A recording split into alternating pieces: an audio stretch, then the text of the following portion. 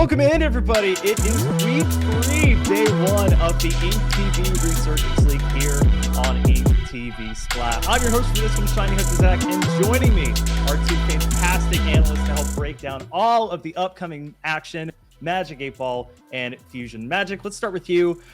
What so far have you enjoyed through not just, of course, the qualifiers, but the first 2 weeks of the league? I mean, can we talk about last week? Last week was fantastic. The quality of the matches and every game being so back and forth during those sets were just ecstatic. And that's the kind of energy and play that I've been fiending for at the top level for a long time. And Fusion, I want to welcome you to the broadcast as well. Your thoughts, especially on the last week of matches, we seem to be getting a little bit closer each time we go along. Yeah, I mean, not to say it was somewhat set up with the seeding, I guess, but a lot of very good matches came out of last week. We saw Nightmare pull off a crazy amount of momentum, but were unable to close out the victory. The final 4 for the playoffs are already set in stone, but we have more close matches ahead of us, especially with the 2 matches that we have coming up today. Probably a couple of the most anticipated matches. Well, perhaps the most anticipated match in Starburst versus Alliance Rogue, 2 top runners for sure in this tournament. And speaking of top runners here, we are going to be seeing in both days the matches between teams that are 2-0 and the teams that are 0-2. So the playoff picture looking pretty clear at this point. But Magic, it's not just about the teams. We also want to bring up the meta report regarding the weapons that have been played throughout the league so far. And a couple of weapons, spoiler alert, have been absolutely dominant. I mean, are we going to talk about what more is there to say? The numbers tell the entire picture. Really, these are the weapons that people are playing at the highest level, and there's good reason for it. The versatility of Crab and the ability to hold pushes away is impressive. Sloshing Machine can breach areas like it is no problem at all. And Neo Splash, although there have been some very tense discussions as of recent about Neo Splash, it still does good work at displacing people. And Fusion, I know you specifically have been taking a look at the roles in the game and what, not just these top weapons, you see the top 2, they're making up 60% of weapon pick rates, but what do the roles tend to look like these days with this loadout? Oh my god. This is, well, just to clarify, this means that 34% of all weapons picked. So if you see one random person in a game, there's a 34% chance it's a Splash-O-Matic. And so having those 3 weapons, basically 2.5, making up such a huge percentage of the total weapons picked, really is a testament to their versatility. Both of these weapons are able to push up on their own. They have specials for entry, for holding, for retake. And I think that's, you generally see Splash-O-Matic teams kind of paired with the machine, right? You see mostly Splash, but machines like on the side, you kind of need some paint. You need a way to get in, and you also need ways to clean up, because even though Splash is quite the threat, it can't hit around walls. So getting a weapon that can hit around walls in that team composition certainly can help you out. And Magic, while we're on here, let's talk about not just the weapons that are getting picked a lot, but also some of the lower picked weapons that are sort of marked of either one-tricking or maybe a specific map and mode that you're on. I'm looking at the Tri-Slash Nouveau for that one. What do these little variations in the larger compositions mean for these teams and mean for their preparation for these modes? It means that they have to at least be prepared for adjustments, right? They can't go in expecting a similar strategy every time. They can't go in themselves having a similar strategy every single time. They have to learn to understand what these adaptations are going to bring to the table. It doesn't mean that the game plan in general is changing. It doesn't mean that the overall structure of the meta and the pace and how it's developing is changing, but it does mean that how they approach their fights are going to be a little bit different. Well, on the back of that, I want to formally introduce our first game, or first match. In fact, the match of the night, as it were, one of our matches of the week. That'll be between Starburst and Alliance Rogue. We've got a video coming up. Before we cut to that, I just want to get another question out to Fusion. You were talking about the standings earlier, how we've been getting closer and closer in these matchups, and now it feels like everything's kind of culminating, especially as this is one of the matches between two teams who want to finish first in their division. What other stakes and qualifiers here might you be looking at today?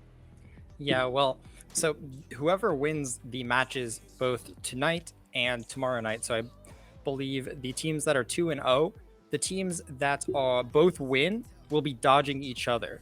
What that means is if, say, Starburst wins here, then whoever is playing tomorrow night needs to win if they don't want to play Starburst. But no matter who they're up against, they're either against Starburst or Alliance Rogue. So you're kind of picking your poison there.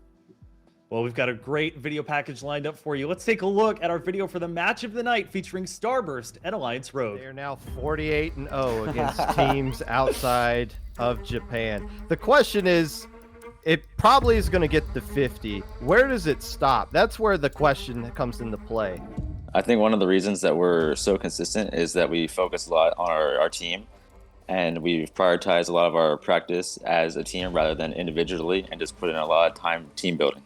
This is the consistency of Alliance Rogue. This is how they win games. I think right now, like Alliance Rogue, like found like a new playstyle with Volti, because like we never like managed to play with a player that have a specific playstyle. We every time try to play super meta. We are not playing like sneaky picks or any special picks. Like we always try to play super like normal. So right now we have a Carbon player, which is like super different from our playstyle every time. And right now what makes it super strong is like in a short time, like we managed to make like Carbon work. Like we found out like what makes it strong and what makes it like less strong, like his weaknesses. And yeah, I think we got the right answer with Carbon.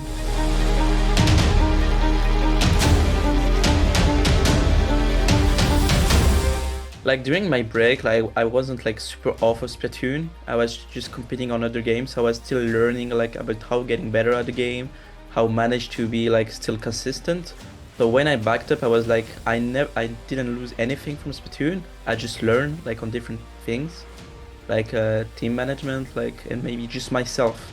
Like my problem was also always like myself, my mentality. So I don't know why I haven't lost anything like on my mechanics. Like it's just like I'm born to play Splatoon or something. But yeah, like I wasn't like I stopped video games completely. I was just learning other things, which makes me like better on Splatoon as a player and as a teammate, of course. I think the biggest thing that's allowed me to stay at the top for so long is that I've always been committed and had a good mentality. I've never been one to like tilt or push the blame onto other people. I always focus more on me than anyone else. And then the team comes after that, and then just go from there. I would say is like I want like to leave Splatoon with no regrets. Like I still have some regrets from the past, like World Championship and my past behavior. So I just want to like leave Splatoon with a great like memories from it, no regrets, make my mates proud, make myself proud, and like the only title I'm missing is like World Champion. So I'm just trying to get it. The thing that keeps me in the game and keeps me competing is just my competitiveness and drive to win. I've always loved Splatoon and the competition, the people in it, and it keeps bringing me back for more and more events. I don't want to play Starburst. They're the best in the West, and I want to save that for Grands, not semis. I would definitely say Alliance Rogue, because how they play is like it's very annoying, because personally, like the Sharks, and they have Volti, the Carbon Roller. Carbon Roller is like really annoying to play against because the matchup. We're pretty confident, like even like the short time of practice, like we know how they play, like they know how we play. But I think it's just all about like being confident. Like we know we can beat them, we know who they are, we know they're pretty strong. But yeah, I think we're confident. We're not scared. Versus AR, we've always had a winning record against them. I don't think we've even lost a set to them since Starburst became a thing, but they're obviously very good as well, and anything could happen this weekend, but I think we'll take it. Look at where Scar is, and is getting the pincer with Volti from the other side. There's nowhere safe to stand in the base, Kmon. For that set. But Popkin, what do you think really allowed Starburst to get away with everything they were doing in those games? skill issue? I think like we have an advantage because we know more how they play than they know how we play, because we have Carbon right now. Like they haven't practiced us a lot, so they might get surprised on some maps, I would say. It's definitely not 2-0, definitely. So it's gonna be 2-1. Probably like Graveyard Shift, like last map, I'm pretty sure. But we will see. I have a lot of respect for AR, both as players and also people, but on match night, there's no respect in the server.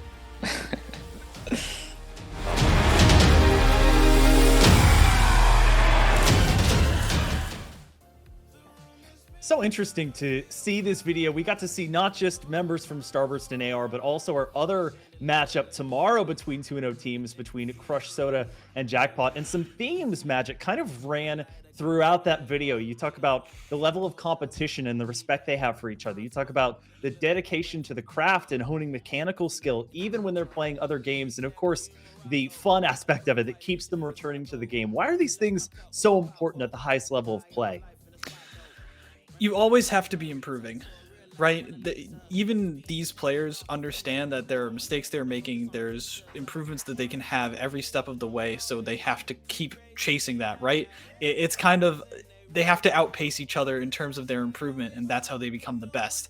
So even when they're not playing Splatoon, they always have to be trying to improve themselves, like Scar said. And I thought that was really cool to see from him. And in terms of what Brand said, you have to always want to be improving, right? It can't just be something that you're forcing yourself to do, or else you're gonna hit a wall.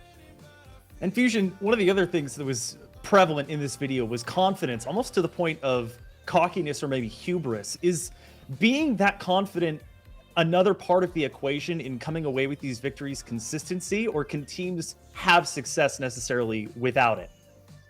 I mean, I think that confidence is certainly an essential part. You're not going to be able to do it if you don't believe that you can do it. I struggle with confidence and anxiety issues, especially in tournaments. I have immense respect for these players who are able to just push themselves further and further and further. Of course, you know, you can't just skill issue everybody you run into along the way. So just having a little bit of humility is important, but certainly just that confidence, believing that you're going to be able to win certain fights, and that if you go into it, there's still the match could go either way. That's something you just really need to be aware of, like, and have in the back of your mind when you go into something, or else you're just going to play scared. Well, with those physical and mental facets kept in mind, let's train our sights entirely on this head-to-head matchup between Starburst and AR. We have a team comparison for you here. And Magic, want to get your thoughts first on this. We're seeing a lot of red on the side of Alliance Rogue here, especially in the qualifier. What stands out to you? They were lights out in the qualifier, barely even dropping kills or games, period, right? They had so much presence and pressure, and especially Gray, who was their support player, who was their foundation, put out so much paint and so many specials. I remember seeing just some crazy stat lines on that Neo Splash of just pumping out trip strikes like it was nothing, and that kind of impact leaves so much pressure and struggle on the opposing side that oftentimes they just break down. And Fusion, same question to you. You know, these two teams have played the same two other teams in these first 2 weeks. What stands out to you among these two teams as far as how they've performed? Yeah, so weirdly enough, the qualifier stats, I feel like it's more impressive to have less stats there. I feel like it just kind of means Starburst managed to win those games without doing very much. The deaths, of course, I'd say very relevant.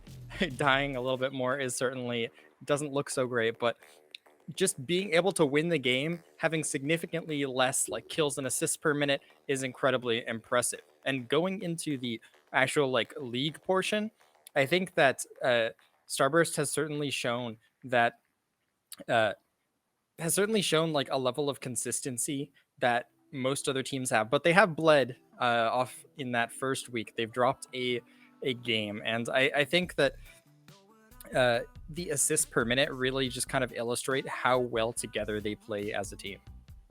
Very excited to see how these stats shake out after this upcoming match as we head into the playoffs. But it's not just about the team itself. We also have an individual comparison between one member each of these respective teams. We're going to be taking a look at the matchup between Ice versus Gray here. And Magic, you know, we see some crossover in the weapons here. Of course, Gray picking up that V-Splash a little bit more than Ice, who favors the custom jet here. What are we seeing and what can we expect from these two today? Right. Gray plays like it's Splatoon 2. Play around the special and just have that uptime as much as possible. I think the difference is that in terms of like what the special does, you still have to be good with it. You still have to get kills with it, unlike armor where you popped it and you're good and that was your thing. This time, you have to be forward, you have to be aggressive with it, you have to understand your positioning to a T, and that is the adjustment that Gray has made to kind of blend both of these playstyles that we were seeing from normal splashes and Splatoon 2 support players. But on the other side, Ice has just stayed with that anchor roll, try to pull things down, support with crossfire, and not let anyone get into the fortress that Starburst builds. And Fusion, I think the two categories here that maybe stick out the most to me are KDA and paint per minute. You can see Ice has pretty much dominated between these two in the KDA space, but you take a look at paint per minute and Gray is doing pretty substantially more work, especially comparing the league numbers heading into the qualifier. What do you think is the significance there, and will that play a big part in the match today? Absolutely. I think that just for so everyone gets the picture, for 450 paint over 5 minutes, that's like 2,300 something paint on average. Gray pulled out like a 3,000 plus paint game, I believe, in the first week. The paint control is certainly going to do a lot to stop a team like Starburst, who can just thrive if they are able to get in and hold their ground. And certainly this paint is going to be crucial to allow the rest of the members of Alliance Rogue to get back in, particularly weapons that can't paint, like Volti on the Carbon Roller. Well, we've talked about the teams, we've talked about the individuals to look out for. Now let's focus on the matchup itself for today. Taking a look at the bans. Not going to play the video this time, but we do have the bans coming out as Alliance Rogue effectively getting the benefit of the coin toss and banning tower control. And as you can see on your screen, Magic, this is how Starburst has elected to order things, starting with a mode that we have not seen a ton of in this league, and that is Rainmaker. Rainmaker first is such a deviation from their initial game plans, and I think this is gonna throw Alliance Rogue for a loop because they probably weren't expecting to play Rainmaker, to be honest, right? Like this is insane. They really wanted this to go crazy. I think it's because they're trying to throw them off their rhythm and play with the pacing that Starburst is known for. And Fusion, the first two modes, the ones that we're guaranteed to see, are arguably the two most hectic ranked modes in the game, Rainmaker and Clam Blitz. Do you think there's a strategy here coming up from that, or another reason why Splat Zones is left for last? I can see a reason why Splat Zones is left for last. I think that, you know, when you have a mode where, or a team that has weapons that struggle to, I'd say, get around on their own, I think that a static mode like Splat Zones is certainly very difficult to deal with it. Like, of course, that Carbon Roller, but if you've got all of the aggressive shooters and machines coming out on Alliance Rogue as well. Rainmaker and Clam Blitz certainly kind of lend to that move fast, just get into position. You're able to knock out in the blink of an eye. Zones, I'd say, is more forgiving to like a full team wipe. Rainmaker and Clams, not at all. Well, let's go ahead and get into predictions really quick. First with Magic and then Fusion. We have the full predictions list up on the board. Magic, let's go ahead and hear your picks real quick, and then we'll head into Fusion. Starburst 2-0. I really feel confident that they're going to throw Alliance Rogue off their game with Rainmaker and then seal it with Clam Blitz. If that doesn't happen, it'll be incredibly exciting, and I think it's going to be exciting either way, but I have a feeling Starburst is going to hold this down. I'm definitely feeling the same way as well. I can't really doubt the tried and true Starburst. They barely ever make mistakes. And if they make a mistake, it's like the first game of the day, and then they just patch it up immediately. You think you can make them bleed, and sometimes you can. Ascension got 2 games off Starburst, and then bam, it was lights out after that. I feel like once they wake up, it's over. I'm kind of anticipating or predicting 2-0, 2-1. So Starburst taking 2 sets is what I'm anticipating to happen, but you never know. Alliance Rogue is quite the team. Well, the predictions are in, the scene is set, and now the only thing left to do is send it over to your casters for match 1 here between Starburst and Alliance Rogue. Let's go ahead and send it off to Kbot and Nox. Welcome on in, everybody, to the first match in our match of the night tonight. I'm Kbot, joined by Nox. And Nox, I'm going to put you on the spot here. You were one of the few to pick AR, and the analysts on the desk were very excited for Starburst. So what are you looking for out of AR tonight? I just really think that the Carbon can cause enough disruption to give AR a better chance than most other teams in this league. I think they have more synergy than the other teams that are running really disruption-based comps. And I think that when Double Crab is being played, disruption is the name of the game. I think that when you enable that, you can really create so much chaos and destabilize the other team. And to that point, I think the largest thing, and one of the things we saw in kind of the picks, is that I don't think Starburst wants to play zones. You would think that Starburst, this Double Crab team, perfect on cycling, known for that pacing, you would think they want to come out with zones, but actually, if that Carbon Roller gets even just a smidgen of ink in an unfortunate position, that might cause some chaos. But instead, we're starting on Rainmaker, which I see this one potentially going either way, especially if AR can find the entry. You see the tried and true legacy compositions come out of these two teams, and we are onto the maps. Yeah, definitely no big surprises here for picks. Love seeing that C-Jet come out here, especially with how many jumps can be made with the Rainmaker here, can really prevent that from happening. And we are seeing Scar and Multi really already getting very pushed up here. Again, this is exactly what Alliance Rogue wants to do. Watch how far they go forward. Now, Voltio, though, is going to get taken down in a trade. And actually, Brand going straight for the Rainmaker might be able to make this jump onto the pedestal here almost instantly. The paint comes in from ice from behind. And that's the first checkpoint within the first 30 seconds for Starburst. What happened? It is. A lot of that was Alliance Rogue getting a bit overextended and not making sure that they still had somebody back up there to paint. And Erza and Scar just kind of being out there pushing a front line that couldn't be done right then. We see them get taken down there. There's 2 down. Alliance Rogue is going to aim to paint here, aim to reset, aim to regroup. Well done for Starburst. Any more points you can get on the board past that first checkpoint, especially within the first minute of the game, is just icing on the cake. But now, how is Alliance Rogue really going to try to re-engage? You see the crabs start to come out of Starburst, and they're already starting to get contested here by Alliance Rogue as Scar attempts to chip that one, but unfortunately, it looks like they're not able to fully engage. Volti goes in super far and gets taken down on the back lines. And once again, it's another 2-down situation. Starburst picks up the Rainmaker and is looking to just hold this for the time being on the opponent's plat. Yeah, this is the sort of thing we've seen Starburst doing a lot of just holding these spaces, knowing that they don't necessarily need to be too aggressive, getting points where they can, like Ice just did there, but knowing that they don't, once they have that big lead that they're looking for, they don't need to do anything wild. They don't need to knock out. They can play it safe and just let AR essentially make mistakes into them rather than trying to pressure for the mistakes that they see an opening here and they are going for it with that Booyah Bomb. Beautiful Booyah Bombs both on either side, allowing that Rainmaker to get concealed by all of that ink that's going around and able to survive a little while longer. It looks like Alliance Rogue is going to try to go for this checkpoint here, but a lot of Toxic Mist, and with Starburst already coming in back on the respawns, they're making it rather difficult. There's Biscuit over the pedestal to be able to secure that one onto Gray. It's 3 down for Alliance Rogue, and Starburst very effectively shut that down. Yeah, Toxic Mist can do such an incredible job in those situations of just helping you stall it out. They made sure that they could wait for their opportunities. They waited for AR to overextend, something we've seen them do quite a few times already this game. And just waiting for them to move into Starburst rather than the other way around. Starburst knew that they know that they have the advantage and they're going to play like they do.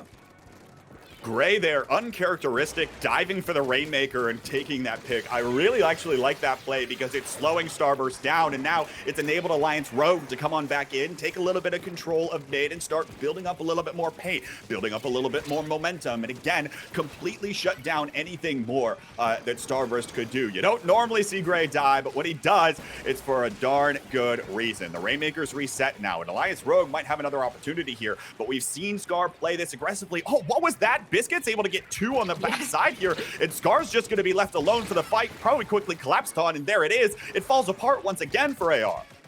Yeah, and now we're seeing Volty being in a kind of odd position here, definitely causing some chaos, preventing Starburst from reclaiming mid quite as quickly. Does go down to ice, though.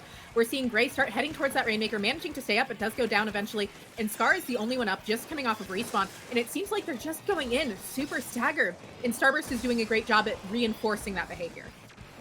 I mean, Starburst has been playing lights out. Very rarely is that I just see a 1-for-1 trade. Most of the time, it's a member of Starburst able to come up with 2 members out of Alliance Rogue. And that's one of the other things we can talk about here with Biscuit's play. I mean, averaging right now with a 3.2 KDA in league matches. This guy is absolutely crazy. And it's being a rather thorn in the side for Alliance Rogue, who has not been able to get a clean team fight victory in any of this. Here's Volty now, gets another one onto Bran, but now we're gonna have to start seeing a little bit more momentum. Beautiful Zuka shot, catches ice out, got another one onto Bagel. This is the window of opportunity that AR needs. With the Rainmaker just now resetting, I fear they're not gonna have the time. They do have those trip strikes out. They have Volty and Scar in a pretty solid position. That Booyah coming out, they should be able to get the podium here. And they're just going to need to focus on that repop and figuring out a way to displace ice so that they can start getting that forward momentum. But they do not have the specials to do it. And Starburst has a crab online. The specials were coming out to try to get things moving, but the Rainmaker wasn't there with the rest of the team. And now, with 30 seconds to go, Alliance Rogue has to come back, but hold on just a second. It's a 3-down situation, and only Bagel's up there on the top right side. Scar immediately rotates over, tries to push them back, but all the meanwhile, time is bought back in to bring to Starburst back in from spawn. Scar goes in, immediately gets taken out by Bran. Gray's trying to swim forward with the Rainmaker, but now is left alone as Bran comes over the wall. It's a 3-down situation for Alliance Rogue, or Starburst, excuse me. Volty's still around, trying to sustain this push. There's the Inkstorm trying to stall. Toxic miss. The Izuka comes out, but it's just not enough to find Bagel, who's able to secure that one. And Starburst shuts things down at the very end of the game. Yeah, I would love to point out Starburst choosing to drop the Rainmaker there. That was an incredible choice to get the Rainmaker off of that plat area and put it in a position where Starburst essentially had to, Alliance Rogue had to restart that push. If the Rainmaker had been up there through all of that, they likely could have more easily gotten leads. And instead they had to fight tooth and nail, and Scar grabbed it at kind of an awkward time. They didn't quite have the picks, and it seems like they just forgot to take that breath they needed to take to reset and reorganize themselves to actually get that push going. And so, once again, there's promise for Alliance Rogue here. This is not going to be an easy 4-0 for Starburst. Eventually, Alliance Rogue found some of that. And again, it really only takes one opening. One of the things I like to go back to is something that Hitzel said back in Splatoon 1 that still rings true 7 years later, is that Splatoon, especially Rainmaker, is a game about your best performance over the course of the game, not necessarily about the sum of your performances. So if Alliance Rogue is able to get a really strong push where they chain 2 3-down or even wipeout situations against their opponent, they very likely have potential in order to take some of these games. And really, that's the name of the game for this Carbon Roller, right? Just trying to find that one engagement, that one opportunity that clears out the team. Yeah, and Volty was doing a very solid job at it, especially with that triple. We saw those incredible Inkzukas come out from Volty there to really enable that first big push that they got. And they just couldn't quite regroup enough to make it happen all the way for them. We are seeing a very similar comp coming out of Alliance Rogue here. We are going to see the Tri Nouveau coming out on the side of Starburst. Not a super surprising pick, pretty common on this map mode. Should allow them to play really fast. And the other thing here too, right? Fizzy Bomb along with the Tacticooler. That's a straight shot of ink that you can put anywhere you basically want. And Starburst has got 2 to work with. 1 on the machine and 1 on that Tri Nouveau. We'll see how much value it comes up with, especially against someone like Scar, who's able to play that machine at a little bit more range and picks off Bran early on. But we're still neutral here. His crabs are traded back and forth. Looks like it is going to be Bagel getting the best of Gray on the backsides here. And Starburst starts to look for a further engagement, but now it's going to get traded back and forth. Biscuit finds one on a Scar, traded down, and Bagel's just going to swim this one off to the left all alone, looking for the checkpoint here, but finally someone comes up to shut that one down. Gray having a great awareness there to help keep that area painted, rotating back to it, making sure that they don't end up in a more dire situation where that checkpoint does get taken in the first minute again. And now we're seeing AR working on getting set up here in mid, working on making sure they have specials for this push since Keeper just used that crab tank. And we are seeing Scar trying to find a space to move in through on left. the Rainmaker resets here. Gray out in the Crab Tank. Will they be able to find much value? At least they'll buy a little bit more space for Alliance Rogue. And there you see Volty running forward as well. Able to get one on a Brand, and Scar tries to move forward here into enemy territory. But the Rainmaker's actually going over to the left side. Scar with the distraction. The Zuka comes out there from Volty. Looks like might have been able to pick up one. And now the Booyah Bomb. There's the 2-down situation. And the push momentum has stalled here for Alliance Rogue. It's just a matter of sealing the deal. Ice will be the one to take it, but not for his life. And now it's a 3-down situation. AR might be able to sustain this push. Yeah, AR definitely has a shot at sustaining this push. They still have not popped that Rainmaker, but they have 2 players up and moving forward. I think the Rainmaker will probably be popped very shortly, as we are seeing Kiver being close to having this Crab Tank, using it now. Volty getting a huge pick there on Bran, and this is going to be an incredible push here. Not able to dunk it quite yet, but AR have the lead. That's going to be the cleanup from Starburst here. Finally comes on through. Scar pops that Booyah Bomb, looking to try to stay alive, and now is just trying to shark around, not able to find the trade that time here. And now Starburst, we got 4 members wandering to the other side of the map. It's another 2-down situation for Alliance Rogue, and Starburst are just going to slowly start to encroach on enemy territory.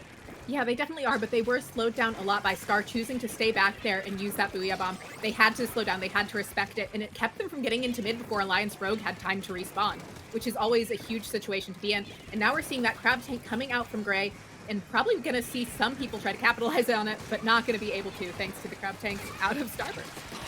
The trades once again come out. Ice picks up the Rainmaker into the 2v1 situation, is looking to just try to find the dunk on this checkpoint to take the lead, and will. That right checkpoint is useful to try to clear out that checkpoint, and Ice recognizes the situation, sees the opportunity, and seizes it. Now Alliance Rogue have to try to capitalize this back the other direction. There's the Crab Tank out. Volty looking for an angle, needs a little bit of extra paint. There it is, comes through from the Rainmaker burst. It looks like Bagel was able to clear out the Rainmaker, or otherwise enable someone from Starburst to come in, but again, Volty tries to play the Disruptor. Now, what else can he try to find? Sharks dive back into enemy ink. Biscuit goes down on that far side, and now the Rainmaker gets picked back up. Booyah Bomb coming out of Scar here in just a moment. Now looking to come on forward. What else are they going to be able to find? It looks like the first checkpoint is all but sure. Now would they be able to sustain this? Scar goes down on a weird angle, and Ice comes in from the side, but it looks like Gray's able to pick up the Rainmaker there and will take the lead for Alliance Rogue.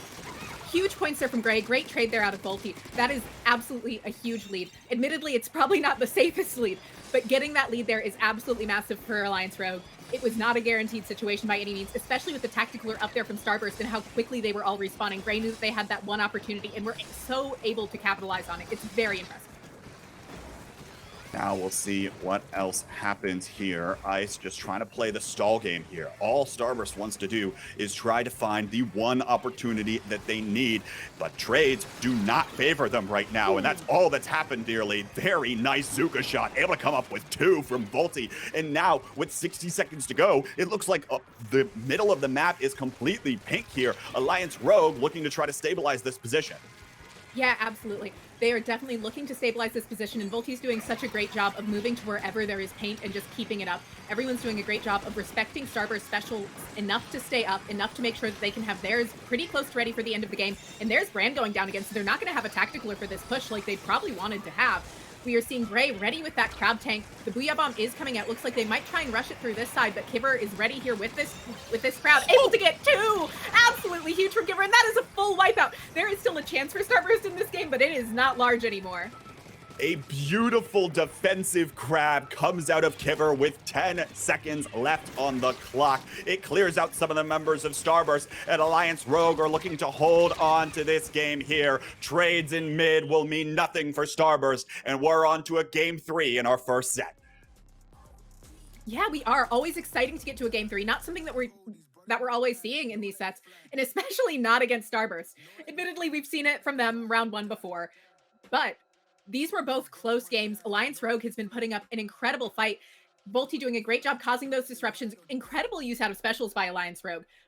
For example, that Crab Tank triple by Kiver, and Volty just consistently getting those picks with that Trizuka, opening up so many huge opportunities for them. Now, that's the best defense for the Crab Tank I've seen in a long time, okay? The ability to have just that little bit of extra range, and then again, that explosion chip shot that did 90 damage to both of the Inklings on that side was enough to just get 2 as they were trying to scramble back the other direction. And that's one of the problems here, is that, of course, if you're Starburst there, you are scrambling, right? You are trying to get that Rainmaker forward through any means you can, and the Crab Tank is able to sit back, slow down the pace of the game. If you you want a masterclass on using that crab tank, don't use it on the engagement, in my opinion. You're using it on the defensive side as your opponents are coming into you, and that was fantastic play by Kibber at the end of the game. Yeah, it was really incredible play, and really just incredible Trizukas out of Volti this whole time. We've been seeing Volti getting those consistent picks that are just one-off picks. I know you like to call Zuka the lottery special, and it definitely is, but when you win with it, it can come up so massive for you. And Volti's really been doing an incredible job of showing that off, as we are seeing the same comps here out of both teams yet again. Ice definitely liking that C-Jet today. Hagglefish here, and it's interesting because we've seen Volti sometimes go over to the Splatoon Stamper. I believe that was in zones on Hagglefish last week, but sticking with the Carbon Roller this time around, must really like it, again, for that disruptive, aggressive playstyle into what Starburst is trying to do. It looks like it's not going to work out in the early stages of this game, and indeed Scar will also be called back away, and now here comes the onslaught of Purple Ink from Starburst, deciding to take this left, and this is something we've seen Starburst do here. Looks like not able to get that first check again, but they're still stabilizing this, and it looks like it'll for sure fall. It does seem like it'll fall here, but it hasn't quite yet. It is just Scar left up, though. But Machine is such an incredible weapon at stalling this out. Biscuit's probably going to run at this, but not quite yet. Booyah Bomb coming out. Burst Bomb's coming out. AR here has an essentially endless amount of burst bombs to work with, if we're being quite honest. That's 3 different weapons with them. That's 6 burst bombs that can come out at you. Even if you just get chipped by a few of them, it's going to be a rough time with how many of them there are. Scar doing a great job applying some pressure here on this right side. Sadly not able to capitalize too much on it, especially since mid had not really been repainted yet. I'll tell you what, I genuinely thought that checkpoint was going to fall, but the defensive resources continue to come out for both these teams. We'll see if they can do it again, though, as Ice is starting to approach, but now it's a 2-down situation as Bagel's able to find a pick, a long-range one onto Gray, and it looks like Bran and Biscuit were both able to move up and clear out a few of the other members. Volti tries to dive in, trying to slow this one down, but here comes Starburst continuing to run down the left side. They're looking for the knockout here, but get it down to 13 once again. They were in this position last week. We'll see if they can hold on once more. Yeah, really great job there out of Scar, managing to stay up just long enough to keep that Rainmaker from being able to get the dunk there. Without that, they probably would have been in a much worse situation right now going into the next set. As we are seeing them regrouping here, painting mid, they need to make sure that they are keeping the map painted and not moving to where there isn't paint, something we've seen them struggle with a bit throughout these games. They still very much have a shot, though, here. Rainmaker is a game mode where you're not safe unless you knock out. It's less true in Splatoon 3, but it's still very true. Managing to get the pop here as a couple members of Starburst have gone down, and it looks like they might be going for this front checkpoint, but no, they're going to rotate over to left, which makes a lot of sense with how many members of Starburst are. Rotated over to left, but Starburst is able to sniff it out in time as well. Looks like a long-range Zuka is able to come out. Shot fires once again, not able to connect with anyone else. And so it's a 3v3 right now on the map. Toxic Mist comes out again, trying to slow this down, trying to prevent Alliance Rogue from continuing to build up that pressure and continuing to build up that space. And while it might be true this time around, Starburst isn't getting any picks for it. You'll see the engagement come out once again. The lob shots coming in with the crab tank, and now Volti starts to be enabled by the Booyah Bomb. Can't find any value because Starburst is playing so far back, and the Rainmaker will reset this time around. We'll see what Alliance Rogue can try to come up with, because now all resources have been exhausted. Yeah, Alliance Rogue is getting close to a few more specials, though. Scar has gone down. Volti really wanting that pick on Brand to keep that special, but not going to be able to find it. Starburst going to look to re-grab mid here, going to try to chase down Gray. Not going to quite be able to, as we are seeing Kibber and Gray just holding this down, waiting for their 2 front lines to really come back in and be able to reestablish here. See what happens. You see the crab tank coming out. Now Gray able to find one. That's the entry that perhaps Alliance Rogue needs. The Brand crab tank in response gets met the Zuka from Volti across the entire map. And now Gray picks up this Rainmaker. Kibber's already in position with the crab tank trying to paint the way for the Rainmaker. And now it gets down to the 35-point mark. Bale able to shut that one down from the high ground. And now it's a 3-down situation with Alliance Rogue wiped off of the map. With 80 seconds now left to play, we'll see if Starburst continues to hold on. Starburst definitely is in a pretty solid position right now. They have specials ready, they have the Rainmaker, they have mid. It's going to be really hard for Alliance Rogue to break back in without some very lucky picks, which Starburst doesn't tend to be a team to give up, as we see another 2 members of Alliance Rogue go down. Another 2-down situation, and Starburst is content with just stalling the time off of the clock. You see this Rainmaker over on this left side, and now Alliance Rogue are going to try to use all the resources they can, even to just disrupt the Crab Tank front lines that Starburst had, let alone trying to get back to that Rainmaker. But this is what Volti's best at, trying to sneak up in just that sliver of ink, and you see the paint coming in from the rest of Alliance Rogue, trying to enable Volti to come up with a play, but they've got to make their move soon as Brand snips them out. Now is starting to get one on a Scar. That's the trade, but Alliance Rogue once again is completely wiped out. Ice is starting to move up the left side just to make this as difficult as possible for Alliance Rogue to come back. And while Ice will still fall, it'll be a miracle for Alliance Rogue to send this one back down to that 12-point mark at near the opponent's pedestal. It absolutely will be. The Rainmaker's in a ridiculously inconvenient spot for them. We see Starburst having multiple specials online.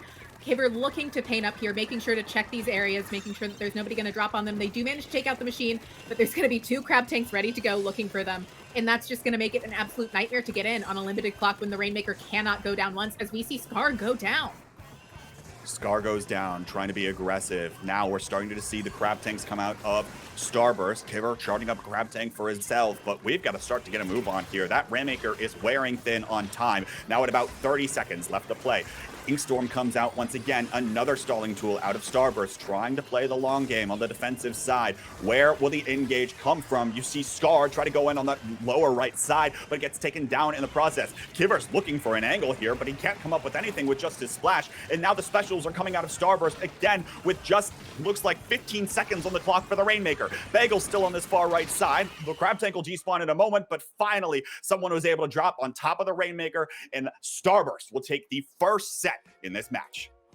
Starburst doing an incredible job on defense there. Of course, their offense is incredible, but their defense is something to really talk about, in my opinion. I mean, I think the defensive plays from both sides were fantastic, but they're most notably on the Hagglefish game, able to stall out for so long, right? Preventing Alliance Rogue from getting that checkpoint, and vice versa, right? Able to continually have some kind of resource that they can throw the direction that the Rainmaker goes to prevent it from just being something where your opponents can just pick up the Rainmaker and start running forward with it like Ice nearly did here at the very end.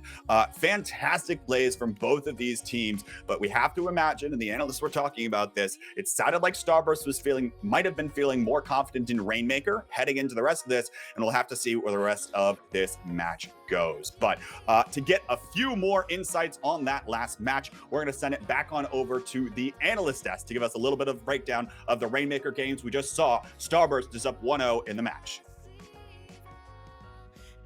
Welcome back, everybody, to the analyst desk. We got a few minutes to discuss what just happened in such an exciting match. Some in chat even calling the match of the year. And Fusion, I want to start with you. What are your thoughts from what we just saw? That was certainly a lot closer than I had originally anticipated. Starburst certainly showed the dominance they've kind of had in that first game, but Alliance Rogue just consistently was able to make their way back.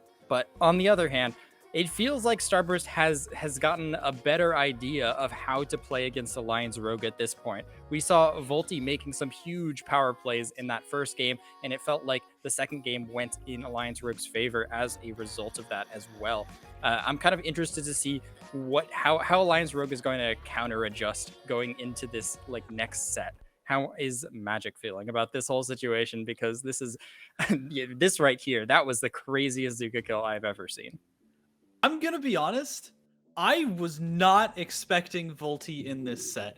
Alliance Rogue has always been a team that played around one another, never really had a standout, always had players who could be mechanically good, but never ones that needed to take the onus onto themselves. And so I was doubting that they were going to be able to set up Volti properly, but they did. And not only that, they made some incredible, very quick decisions to catch Starburst off guard, especially in this Undertow game.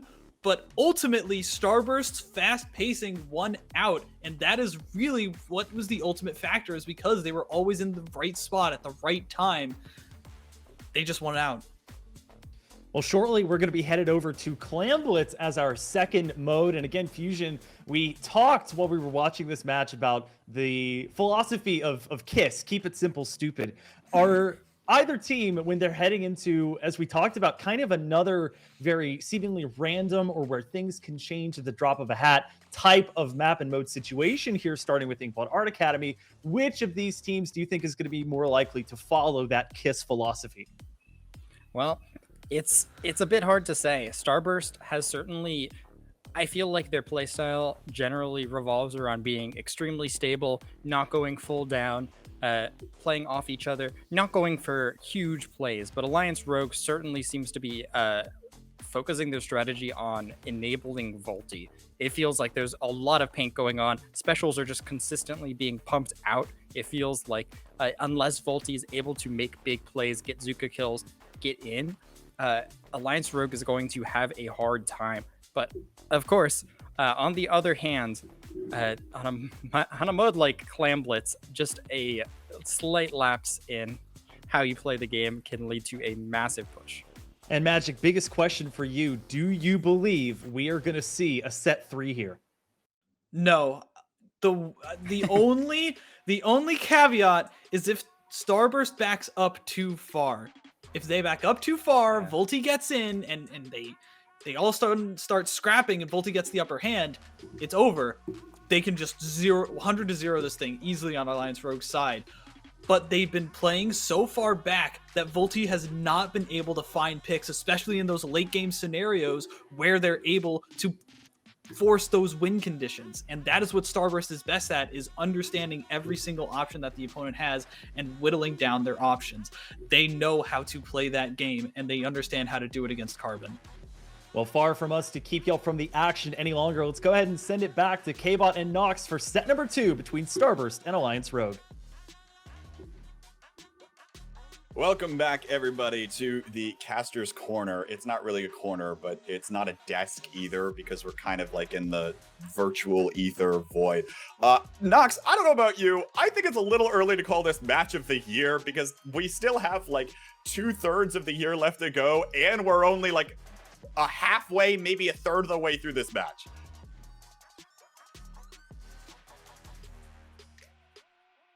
And there's definitely a lot of opportunities for it to reach those kind of statuses of match of the year. Forgot about my bike for a second, my bad. Definitely a lot of opportunities for things like that to happen. And I think there is still a decent chance we could see a set 3 here, potentially, if we see this go right for Alliance Rogue. They definitely need to be able to find those openings that they just weren't quite able to find in Rainmaker. And Clam Blitz might give them similar problems. And look, right, I think as this continues to progress, we might see more promise out of Alliance Rogue in cases. However, worth noting, they lost the Clam set last week to Graveyard Shift. So we'll see if they can try to pull it out and try to reverse some of their demons here as we start on Inkblot Art Academy. And to Magic's point here, Starburst is probably pretty comfortable playing pretty far back and preventing Volti from getting on their planet. That's true, but if there is a map where Volti can find a way in, even with them far back, it's going to be Inkblot. This is the Carbon's paradise. This and Mako Mart, or where Carbon's just always going to be a very comfortable weapon. And we see Alliance Rogue really already having to play a little more cautiously, as Volti is having to pop that Zuka already to keep it in a 2v2 situation. 2v2 here. Now Gray trying to throw these triple ink strikes to enable Volti to go even further in. But it looks like Volti is going to try to take the left side of the map, build up a few more clams, and now has found a target in Ice. Will be forced to back away, and a teammate will actually clean up Ice. That's Gray that time around, and now 2-down situation for Starburst. The triple strikes come out once again here, and all of a sudden we're starting to see a push. Booyah Bomb up in the air. Gray getting crossfired at right underneath the basket, and now it looks like Starburst was able to maintain enough presence on their plat to prevent anyone else from Alliance Rogue of even thinking about getting underneath that barrier. Yeah, kind of an interesting push there out of Alliance Rogue. Not typically something you want to do. You really always want to get more power clams in if you can. Interesting to see here Volti throwing away the little clams. Volti has no use for those and fully understands that. Gonna use this Trizuka here. Find a pick on that Tri-Slosher. Start getting into mid here, looking for some paint. That was so goofy to watch. Just pulls out the Zuko, boom, point blank, takes care of business. See you later. I'll see you back at your espresso sheet in a little bit. But here comes Starburst. Now that they've got a 2-down situation to work with here, as we've seen starting to go forward. And We'll see what they can work with here. Booyah Bomb out. Tacticooler out. Another 2-down situation. Booyah Bomb out to try to stall out Starburst from getting up here. But they found an entry angle. Now Gray is to try to find those few picks again before this gets out of hand. But it's not going to work this time around. Alliance Rogue goes 3 down. Enables Starburst to get on flat here. And now the clams start coming in. How many more will they be able to find? It looks like a power clam jump is on the way here. And that one will find the mark as well. Now down to 30 for Starburst as it's trade still on the opponent's plat. Alliance Rogue still struggling to try to fight back out of this. It looks like they might have been able to do that, but the damage has been done. 30 is definitely a really solid push. This map is a map of big pushes, though. It is not a map where you can play super safe, always. And we are seeing the burst bombs here coming out from Alliance Rogue to check these corners. Always important to do that. And we're seeing them really just trying to find space to work with. And that Booyah Bomb, along with Volti, is going to start accomplishing that for them. What a beautiful shot from Biscuit, and that shows your leading KDA player right there, able to just track someone falling off the ledge, folks. That is not something you or I can do while we're trying to play in our solo queue games. And now it's opened up an opportunity perhaps for Starburst to walk on forward. Bran is looking to try to continue to cause some chaos here, trying to get behind Alliance Rogue as they start to push in. Here comes the triple ink strike. Looks like it's able to clear out Biscuit. That's huge here, but now where's the stability of this push? Volti pops the Zuka to try to take care of somebody else, but they're not able to find any picks. Starburst is playing plenty far back, continuing to paint underneath Alliance Rogue's feet, and they're not able to find an angle underneath this basket. Now finally, Gray goes for broke again. Kipper in the crab tank. Here comes the triple link strike, the Booyah Bomb as well. But where are the clams to follow up for Alliance Rogue? They have none to their name right now, and it's a 3-down situation. Scar's the last one up, might get a few for the road, but you're not able to take the lead here, AR. Yeah, it's just not, we're seeing them push in. We're seeing them start to get these pushes, and then they just can't fully capitalize on them because they don't have the clams up, because they've been continuously going down throughout their push. And it's just a hard situation to be in because Volti's not ever really going to be coming in with those clams. And that's a pretty known fact. The Carbon's probably not going to have any clams. It would be weird if the Carbon did have clams. So now we're seeing Starburst really being able to take advantage of that and really start setting up for another attempt at a push here, managing to take out Volti yet again. Bagel turns that crab tank around, taking care of Volti. 3-down situation for Alliance Rogue, but Starburst not pushing in. They're saving their claims for the time being and playing a little bit more defensively. They don't want to give more resources to the side of Alliance Rogue, who now is just chucking their specials to the other side of the map to try to find some opening, find some entry. But right now, they've got virtually no other specials to their name. Starburst has played far enough back, and again, they'll continue to try to paint underneath that basket, stalling out the push, finding trades, preventing Alliance Rogue from continuing to run the tide of the last minute here. But here it comes. Zuka comes out. It's a 2-down situation for Starburst. Scar's right underneath the basket, but there's the crossfire from the crab tank from Bagel. Able to take out Gray as well. 3-down situation for Alliance Rogue, and with 14 seconds left to go, AR doesn't seem like they've got a journey back to the basket. They might. They do still have a clam made. If they didn't, they would be in a much worse situation. Kipper made a really great choice there of making sure that power clam got made more over anything else, over trying to get a couple extra little clams in. Scar going down again. We are seeing some crossfire on Brand, managing to stay alive a little bit longer, almost to those trip strikes, but we don't have enough resources to really get in here with how far back Starburst is able to play in this situation. Booyah Bomb coming out. Gray gonna have to try and rush this, not gonna be able to, and that is going to likely be the game, as nobody's gonna be able to get to this basket with Brand there. Oh, you have to imagine Gray wants that one back even so slightly. Realizing that you have to rush for that basket, you are fully committed with 10 seconds left to play. You have to run at that, even if it means that a perfectly timed Booyah Bomb for your opponent is able to be the dagger. Look, at the end of the day, these pushes don't come down to those final few seconds. It comes out to the entire cumulative effort beforehand. And really, what it came down to was the clam economy was not in Alliance Rogue's favor. We talked about it numerous times. They had solid pushes, but they didn't fully have the clams to follow up, and even some of these sustained pushes just couldn't quite end up going to their favor. Yeah, and I think a lot of it felt like Starburst was doing an excellent job at keeping them separated, keeping them away from each other. And when you keep players away from each other, it's just so much harder for them to be able to get a good push, so much harder for them to be able to get the clams they need, because there were rarely times when Alliance Rogue was all 4 members up.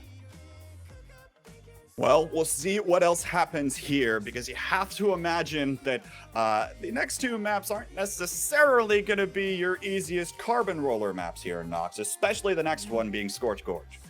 I do think this is one of the rare chances where we might see Volti switch over to something other than carbon. We've seen it a couple times throughout the league.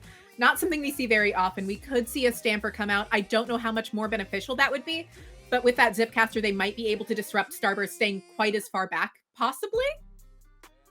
Yeah, I mean, I think it's either probably towards that Stamper or, I mean, I don't know, maybe you pull out the V-Shot if you want to keep the Zuka or something, but I don't think the Carbon's going to be very effective at all. And perhaps we'll see that. I mean, the other thing we know Volti plays is the machine, right? So maybe that second Booyah Bomb is still committed towards trying to just lob it back at wherever Starburst is trying to sit. But we'll see what Alliance Rogue is cooking for this one, because they might need to do something now that they are at risk of losing the match. Starburst takes one more game in the next 2, and they'll be victorious here. We won't see zones at all. Yeah, this is definitely a situation where AR is going to be in a high pressure situation where they're really going to need to make sure they keep their heads about them. We are seeing Volti stick with that Carbon, which is a bit surprising, and we are seeing double splash, double machine out of Starburst. A comp they are very comfortable with, a comp they are very familiar with. Not anything too complicated from them there. We've seen it all a million times. Not quite. You know, I think this makes the most sense out of them, given the fact that there's a little bit more verticality in this map, and they probably do want that Booyah Bomb. Hold that thought for a moment. Both the machines go down early, and Volti's been enabled, might be trying to swing around this corner. Now it's going to get taken out. Here comes the Zuka, trying to find Bagel's Crab Tank, not finding much value there. Booyah Bomb up in the air, but again, where are the clams here for Alliance Rogue? Looks like now Volti is already going for the base here, able to catch one onto Bagel before Bagel's able to set up any kind of crossfire. And look at how much orange ink is underneath this map. Gray's going to swim forward here from the side to find that extra power clam in, and we're already down to 30 within the first minute. Yeah, really incredible gameplay here out of Alliance Rogue. We're seeing what they want here. We're seeing those explosive pushes. Starburst really on the back foot now, and now Alliance Rogue, if they want to, can play a slower game, can play a waiting game where they just kind of send in Volti and see what happens a little bit. Because 21 is an incredible push. It is not by any means a guaranteed win. There is no guaranteed win in Clam Blitz. There is no guaranteed win in Rainmaker. It's very much my stance. And we are seeing Starburst looking to reclaim it here. There is a guaranteed win, and it's a knockout. We'll see if Alliance Rogue decides to do that, but certainly the pressure is off, at least early in this match. We're starting to see, though, Starburst slowly encroach on the space. They're starting to come back into mid. These triple ink strikes are going to try to dislodge them, but already, actually, Brand and Biscuit just walked forward, ignoring the triple ink strikes, and we're starting to see that come through. 3-down situation for Alliance Rogue, because it looks like Brand was able to find an angle there. Gray comes up from behind, though. Ice popping the crab tank here, distracted for a moment by Gray coming in. Biscuit's going to be able to find the trade, but only one power claim in the basket for Starburst, and Alliance Rogue comes up with a fantastic defense. Incredible awareness there out of Gray to make that rotation. Not a rotation many players would think to make, especially not players we typically associate with that staying alive role that we do with Gray. But Gray doing an incredible job capitalizing on that situation, avoiding the crab tank, and managing to find those picks to keep that push from continuing. And now we're seeing Alliance Rogue using those specials to try and get in, trying to find some paint, trying to find some space to work with, and using a ton of sub-weapons. Some specials, but we just saw a mountain of sub-weapons come out there to really disrupt Starburst. Zuka out, but Volti goes down this time around. Frankly, I'm not surprised that Scar and Volti both went for that, right? With Starburst all coming back in from spawn, it seemed natural for them to try to find the push up, but I love Alliance Rogue not fully committing there, even though they're going to get taken down 2 down, and now Volti comes up with 2, once again preventing Starburst from getting full momentum online. Now a third, might be looking for another. There's a quad out of Volti. The triple ink strike comes out, soon to be another Zuka, and Alliance Rogue suddenly is set up for another push. Here it comes. Zuka coming out, not able to find much value this time around, but the clam's getting passed around by Alliance Rogue. Burst bomb out, Volti not able to come up with the ink underneath his feet, and that'll be a 3-down situation for Alliance Rogue, down to the 20-point mark, but Starburst has got a shot to come roaring back. Yeah, really great awareness there of Scar to stay back. Them having that one player still up is incredible, and Scar kept that Booyah Bomb, allowing them to stay up here a little bit longer, able to put some pressure on that crab, not able to take it out, but one of the machines has gone down on the side of Starburst, and right now Alliance Rogue can play relatively safely. They have those sub-weapons that are really good for being continuously thrown in, for playing this safer waiting game while we have this crab online, while we have these triple strikes online, as we see Kibber starting to really try and force Starburst back into mid, out of their space, and really reclaim this. The triple ink strikes really were what prevented Starburst from coming forward, and then once the triple ink strikes dissipated, all of a sudden there's a crab tank there in the elbow. Starburst has no opportunity to try to go forward that time around, even if they didn't go down in the process. Now Brand, tricky situation, panic Booyah Bomb up in the air, is going to find the trade versus Volti, but it's a 2-down situation versus Starburst, who really needs to start controlling the pace of this game. They haven't been able to do that here. It's all been Alliance Rogue, who's held on to mid. We'll see what else they can find here now that we've got 60 seconds left to play for Starburst. Starburst, they want to close it out.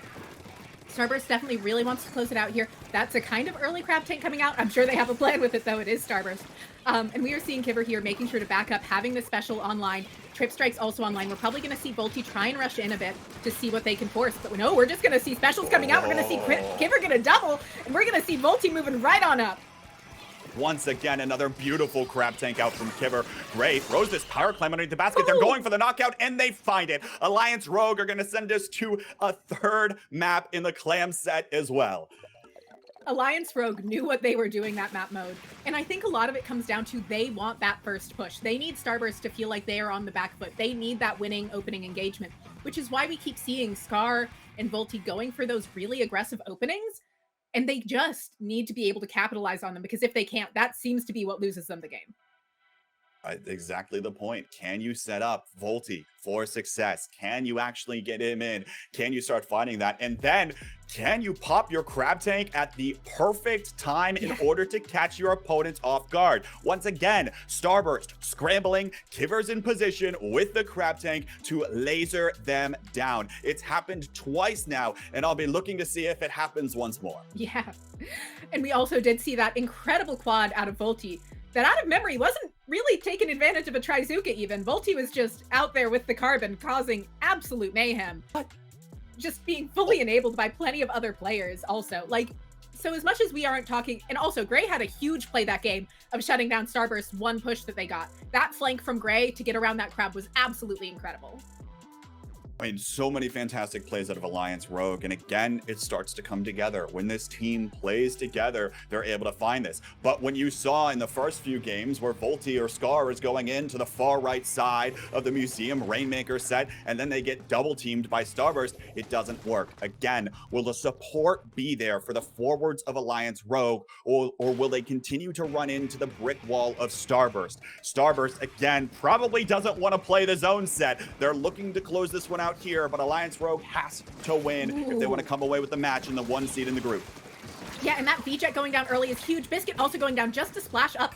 Right now, we're going to see Alliance Rogue try and make another huge explosive push. We have a Power Clam ready. We have Volty here with 6. We have Trip Strikes coming out to pressure that crab out of position. We have Volty probably going to come in with a power here, and they might be able to get a quick push to 60. And it looks like they will. They probably will be able to get a little more follow-up, considering that it's just the splashes. But right now, we're not seeing anyone near the basket. Oh, never mind. There we go. There's some clams going in. They do take out Kiver, but that is an absolutely massive opening push, as Scar is still there.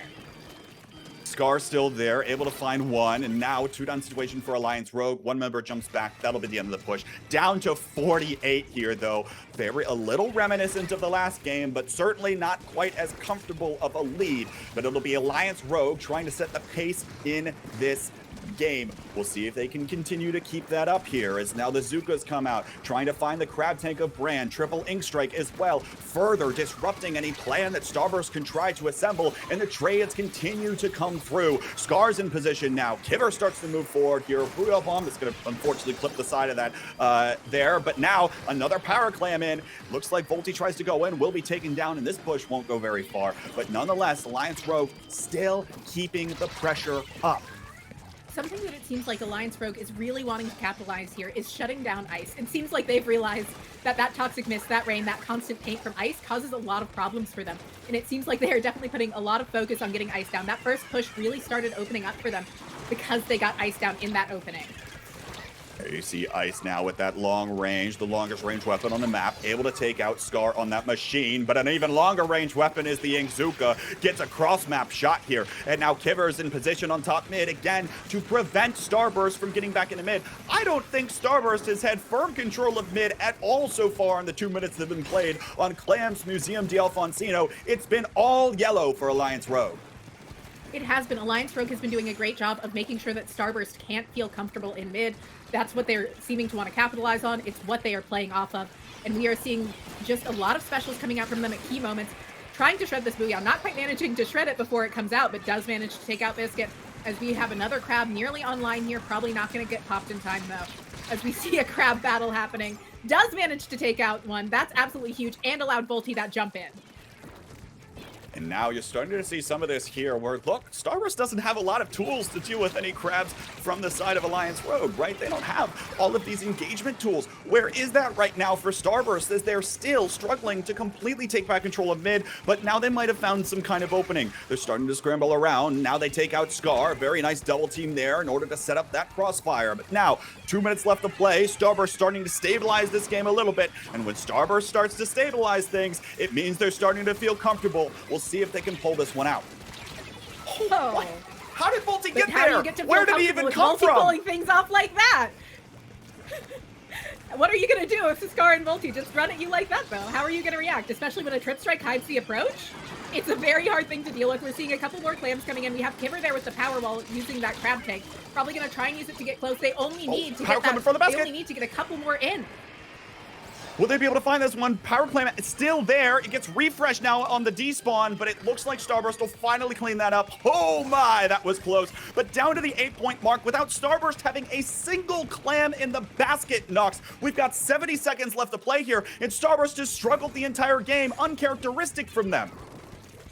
Yeah, we are seeing them finally being able to put a ton of pressure onto AR's plat, but AR is gonna have specials to work with. The trip strikes are coming out. Bagel's trying to set up here with Crab, but gonna be able to, but they're already 2 down, and this is gonna be a really rough situation for them. They do manage to take out a Crab, but Scar and Volty are both behind them.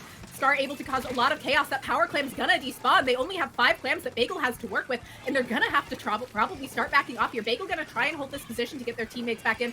Gonna try and get clams from their teammates, but we already are seeing a Crab online again from Alliance Rogue. We're seeing them getting relatively close to trip strikes with how fast Neo Splash builds them, and Gray is gonna focus on staying up here to get them. 30 seconds left to play. Starburst has got to make a move, but they go down once again. And Kibber there in the crab tank, able to take care of business. And once again, Alliance Rogue still has defensive resources, even if they're playing the engagement-heavy composition. Finally, Biscuits come up with a cheeky one on the Scar. The Booyah Bomb comes out. 2 members coming across the top mid spinner. Booyah Bomb coming out. There's the Zuka. Ice throws the clam in. But what other clams do you have, Starburst? You've got 2 members down now. Only 3 to your name. Make it only 1. And Starburst is going to be held to just 2 clams into the opponent's basket. It's all Alliance Rogue on Clam's Museum de Alfonsino. And we're heading to a 3rd set again. I think we just saw Alliance Rogue wake up fully. I don't obviously they were playing great in Rainmaker, but they figured out the key to their comps. They remembered how to play with each other perfectly. They have remembered their rhythm for those Clamblitz games. Just incredible gameplay out of them. This is the core. This is the Alliance Rogue identity in their current roster. You see Volty and Scar both get set up for success by Gray and Kibber, and even if they go down, it's Kibber that's there to on the back lines to close it out with a crab, or Gray's still there to throw the triple ink strikes down to disrupt play for just a moment. Just give that ounce of a breather for Alliance Rogue. It is all working beautifully for them right now, and we're about to send it on over to Splat Zones in a minute, which is probably going to be pretty intense. But before we do, we're going to send it over to our analysts to break things down before we get more back into this match. Welcome back, everybody. We are here once again. The set is not over. We will require a set 3 for this match, rather. And Magic, I want to throw it to you first. As you confidently stated before that set we just witnessed that there would be a 2-0. That's not the case this time around. We have a 1-1 on our hands going into set 3. What are your thoughts on the back of that one? I did throw in one caveat, and that was if the way that they were playing was too far back and AR finally collapsed on it and adjusted, then they would lose this set, and that's exactly what happened. Volty took that space. Volty took every opportunity. Scar was coming on the off angles, and they were playing up together and matching the pace of Starburst, and that's ultimately what really did them in. And I know Fusion's going to go deeper into this, but really, it seemed like they were rattled. Absolutely rattled. Starburst is always the one to make quick adjustments whenever things are going wrong, but during that museum game, they were just sitting. Yeah, I'm definitely just itching to talk about this. We saw in that first game, Alliance Rogue was a little bit unsure about how they were going to push in on Clam Blitz Inkblot. It felt like they were kind of taking their time waiting for picks. They weren't so sure about everything. And then suddenly on on Scorch Gorge, it felt like they woke up. Not only was Volti pushing in, but the rest of AR was right there beside him, painting the ground, moving up. We saw this Booyah Bomb just after that play there, which let Volti get into their base, just moving under ledges and into spots where Starburst can't easily clear them out. It's especially true if Ice is on that C-Jet. If they have 2 splashes and a C-Jet, they're extremely reliant on that machine in order to clear them out, and they were unable to do so. But that Museum game, yeah, that looked like Starburst was pretty rattled there. And Magic, I want to sort of keep that thought process of Fusions going. It sort of sounds like the second game there on Scorch Gorge was maybe the turning point from a map and mode perspective. What, from a player or even team perspective, what position maybe even during that second game was the true catalyst, do you think, that got AR on track in order for them to win this set? Honestly, it was Volti's positioning in mid every single time, spinning around it like a carousel, picking off as he went every time. And the way that Starburst tried to attack that was all together in one glob, and Volti was on top of them every single time they tried to move forward. It was emphatic carbon play. As someone who has tried to use it in comp before, that is how you pick them apart. And Fusion, we're being shown now here the now needed set number 3, and the mode for that will of course be Splat Zones. We've talked a little bit about play styles in terms of taking 1v1 matchups versus sort of ganging up on your opponent and preferring that sort of team play style that it sounds like for Magic Alliance Rogue is doing. Based on this map list here, what do you think will be the results here, and what do you think maybe needs to change for Starburst in order to bring this one home? Yeah, well, Alliance Rogue certainly showed that they're pushing Starburst to the brink here, and if you keep an eye on that game 2, that's kind of Carbon Central. So game 1 is an absolute must-win for Starburst here. They've been playing, sitting back on their laurels a little bit. It felt like farming specials and just trying to paint has not been working out for them. They really need to actually put the pressure onto Alliance Rogue themselves. I don't think Starburst is they're not really one to change comps pretty much ever. They kind of just stick with what they do. Ice maybe switches between a couple weapons, but they just need to be more aggressive, because when they sit back, they're just kind of fish food. Magic, I actually want to focus on that Flounder Heights game 2. We're guaranteed to see that game 2, and we know, especially from Fusion's breakdown there, Volti almost certain to bring that Carbon Deco that they've become known for. Does Starburst pick sort of a direct counter to that, almost knowing that that's going to be on the menu? Or do you think they continue to play their game that's worked so well for them over these last almost 50 wins here in the West? I don't think that there's any one pick that can really snuff out a Carbon. It's not a matter of matchups. It's not a matter of ranges. It's about how you play around it. It's about how you prevent it from doing its objective, which is completely throwing a wrench in all of your plans and getting on top of you, getting in too close. You need to keep it at bay. Whatever weapons they think that they can do that with is what they should pick. If they need to pick more machine, if they need to pick Neo Splash, that they have bombs that can actually prevent him from getting in, and sure, but there's nothing that you can do to counter a Carbon when they're in their zone and they are going after you. Well, the hype is palpable. It is tantamount, and I think everybody is ready. So let's not delay any further. Set number 3 in this defining match between Starburst and AR. Let's throw it back to the casters, K-Bot and Nox. Welcome back, folks. And just so you all know, during that break, I rolled up my sleeves. Things are getting serious in here. It is set 3 between these two teams, Nox, and it is a pretty big advantage because the winner here is going to play against the loser of tomorrow night's match. Yeah, and we are getting right into this game. We are seeing a switch over from Volti. Not a super huge surprise. We've seen Volti make this switch on this map mode before. It is always great to see that. Oh, it's actually not what I thought. Volti's on the machine and Scar's on the Stamper. I almost said that backwards. My apologies. Not often we see Volti on the machine, definitely a weapon we've seen them play. We've also seen them on the Stamper, but now we're seeing Scar on it, who I'm sure will do great with it. these are both completely different looks for both of our teams. I want to comment on Ice going over to the Heavy. I think if there's any answer for the Carbon, it's a wave breaker down on the map. But now these teams trading back and forth once more. I'm very curious. These teams were scrimming each other a lot in the past few weeks. They probably didn't scrim each other at all here. So I'm curious to know how many mental prep games are going back and forth between these two teams as we start looking into this, because this Flingza look is completely different. The Heavy look is probably a little bit different out of Ice, and it's really going to be telling to see which direction this one starts to go. Yeah, absolutely. I will say that I love seeing that Heavy come out here. I think Heavy is always a good pick. It is one of my favorite weapons, but especially on this map. This map has a lot of similarities to Starfish in some ways, where Heavy can just get that free range on it to some degree. And we are seeing Starburst really being able to start setting up here, calling out Volty in a interesting position there on that machine. Definitely going to be harder to do that kind of thing with a machine than with a Carbon. Volty gets taken down there, and it's a 2-down situation for Alliance Rogue. Starburst are going to continue holding on to this zone here, and we'll see what else they can do. Where are the engagement tools coming in from Alliance Rogue? They don't have any at the moment. Finally, Volty goes back up in the Booyah Bomb, but it looks like Bagel's on that side trying to disrupt things. Booyah Bomb comes out. Scar gets in position with the Splatana Stamper, shoves Starburst away from the zone for just a moment, but now I'll be looking to try to find the re-engage. Where's this Zipcaster going? Up in the air. It's Spider-Man. Scar looking to try to just continue to chip down from above here again, pressuring Starburst, forcing them back. Alliance Rogue tries to find a way to get back into this zone to get more complete control, and they might have found it. Here comes Volty coming up from the side, now gets a second one onto Biscuit, and that'll really enable Alliance Rogue to come forward.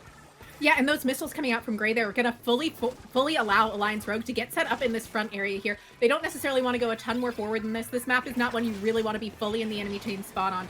And we are seeing them looking for these opportunities to move forward. That Booyah Bomb coming out, forcing Bagel into a position they probably love a lot less for their grab tank.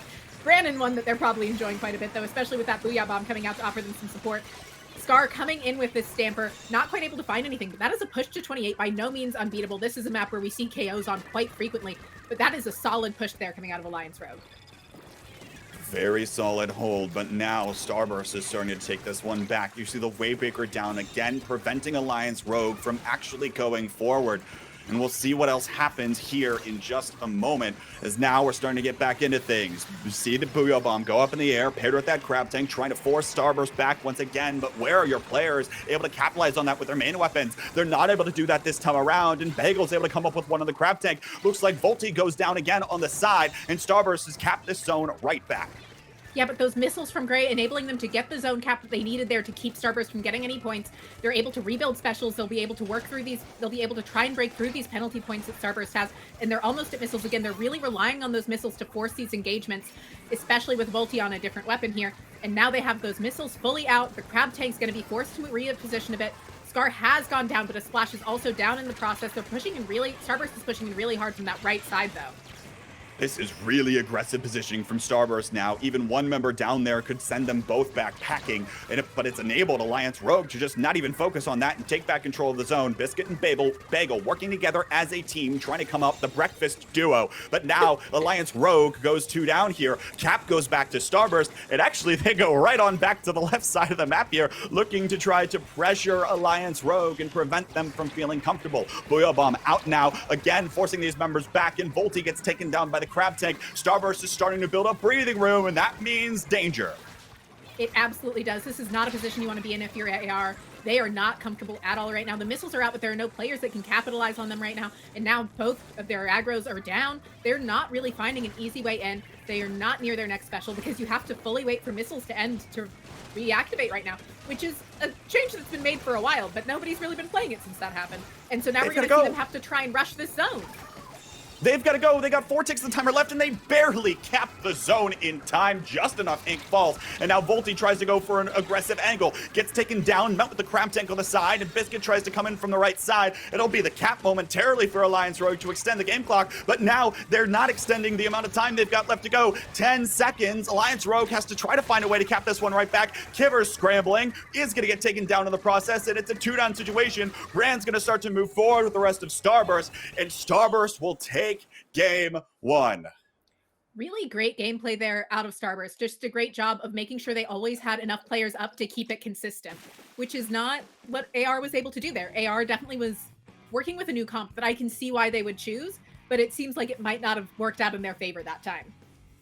Yeah, and I think that's the other thing too. I imagine that Volti feels pretty, frustrated trying to play Carbon on that map in particular, especially when you're going up against the Crab Tank, right? With so many open sight lines for that Crab Tank. You saw it even numerous times with Volti playing the machine. You get right up there next to a Crab Tank, your opponent pops that defensively, and now you're kind of just a duck sitting in water, right? You ain't got much going for you there if you're caught in that Crab Tank. But now we'll see what happens, because the next two maps might be Carbon favored. Flounder Heights is up second, which we saw Volti go absolutely insane on versus Graveyard Shift. And then, of course, we know Mako Mart in the last two matches the Alliance Rogue has played, they have 100-0 this zones, or actually, I don't think they've 100-0, but they definitely knocked it out both times, and it has not been very close. So I imagine Alliance Rogue will probably go back to that. The real question in my head will be, will I stick to that heavy, trying to shut down that Carbon even more? Maybe not on Flounder, but it's something to watch out for on Mako. We'll see what the call is here. And actually going over to the Reflux now, and then Neo Splash comes out of Bagel. 0 crabs on the map for Starburst. I love those picks out of Starburst. I think they're going to do such a great job at keeping that constant pressure on Volti, adding more paint with the trip strikes, adding those missiles in, forcing Volti to be called out and in positions more often. Gonna go down here in large part because of it. Exactly the point right there, exactly as you were saying it. And now we see a 2-down situation, 3 down for Alliance Rogue. It'll be Starburst to really start this one out strong, as they're now going to start to get things set up here as Alliance Rogue tries to find an entry angle to come on back in. Yeah, and in some degree, they are kind of racing against the missiles clock, because Volti won't be able to get in when those missiles are active. But if you overextend, you're just going to go down before it even matters. And that's what we saw Volti do just then. We're seeing Starburst just doing an incredible job of playing together as a unit, playing off of each other, and having developed a strategy for this map that almost seems designed around countering Volti. It's another 2-down situation. Bran and Biscuit team up this time around, and while Bran goes down, Biscuit still plays ahead. And once again, Alliance Rogue needs to cap both of these zones, and by the way, they've got to do it pretty quickly. Finally, the triple link strikes come out. Will Alliance Rogue be able to capitalize? Here comes the Zuko, but Starburst had backed up so far that it's hardly even an issue. Scar now trying to poke at the opposing zone right now, trying to sniff out some of the members of Starburst, but only one of them have gone down so far. Now Booyah Bomb, fantastic placement for that. Forces Starburst even further back, and finally the cap comes through for Alliance Rogue. Will they be able to capitalize? Looks like they're able to take out one of the machines now, and Volti's kind of swimming around trying to prevent Brand from coming up from the backside here. Great, now called out. What's a 1-for-1 trade on top of the zone here? But Alliance Rogue's push isn't quite set in stone yet. They've still got to come up with something, and these trades are not favoring them for the time being. Now Volti finally comes up in a position, comes in from the side, gets one, but can't quite seem to find the second. They were still neck and neck, Docs. We absolutely are. This is something that I believe we were talking about earlier. This map is both really hard to push into and really hard to hold. We see smaller pushes here, so that 35 out of Starburst is fantastic. We see Gray go down, Volti managing to get a great pick there, choosing to back off very smartly, and we are seeing some specials starting to come online, and them coming out and getting a huge pick.